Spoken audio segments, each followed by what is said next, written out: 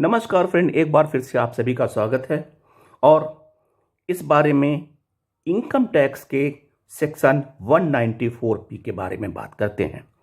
State bank of India ने अपने stock pensioner के लिए 4 मार्च 2022 को एक सर्कुलर जारी किया।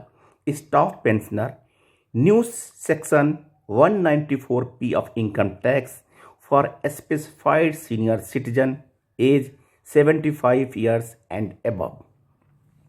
In budget 2021, Government of India has introduced a new section 194P with conditional relaxation to the senior citizen above the age of 75 years from filing the income tax return.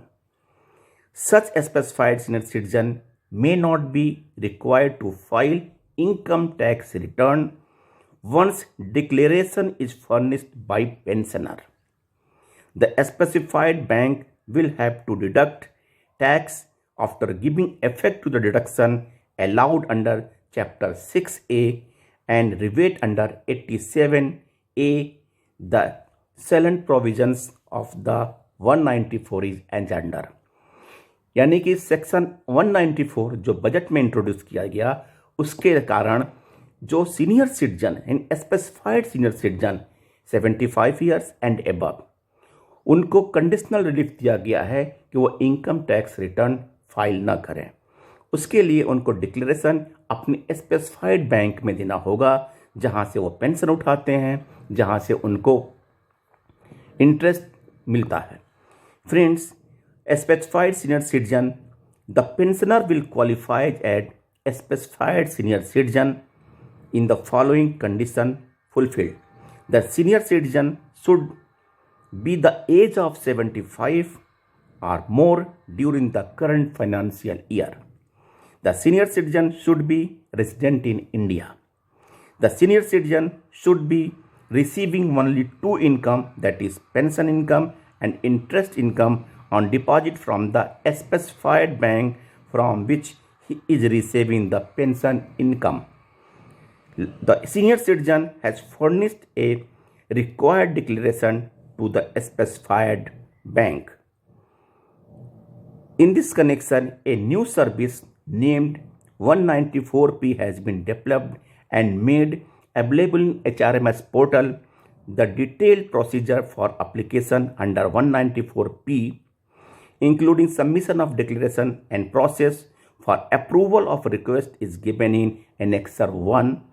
Last date for submission of declaration and approval shall be 11th March 2022.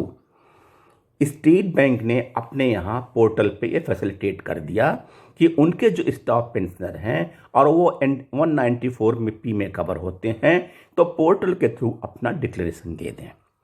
लेकिन अन्य बैंकों के लिए मेरा ये सलाह है कि वो अगर स्पेसिफाइड सिटीजन में, सीनियर सिटीजन में हमारे स्टॉक पेंशनर आते हैं तो अपने बैंक से पता कर लें और वहाँ पे डिक्लेरेशन सबमिट कर दें ताकि उनको इनकम टैक्स रिटर्न फाइल करने की नौबत ना आए।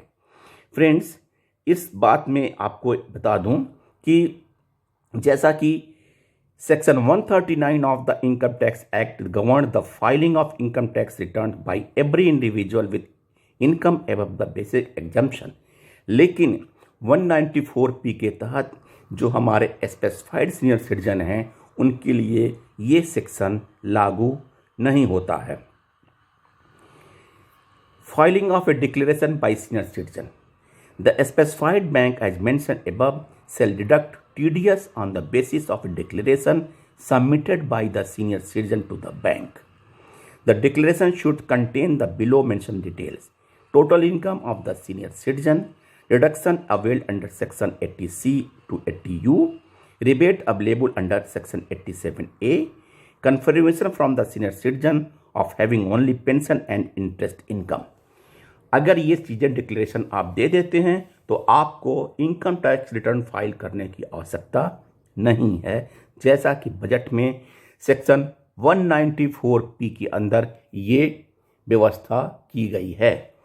तो फ्रेंड्स, आप जो भी हमारे स्पेसिफाइड सीनियर सिटीजन हैं वो स्टेट बैंक के लिए पोर्टल है, लेकिन और बैंक के जो रिटायरीज हैं वो अपने बैंक में पहले से पता कर लें और वह डिक्लेरेशन देने के बाद उन्हें इनकम टैक्स फाइल करने की ज़रूरत नहीं है। थैंक यू फ्रेंड्स, नमस्कार, धन्यवाद।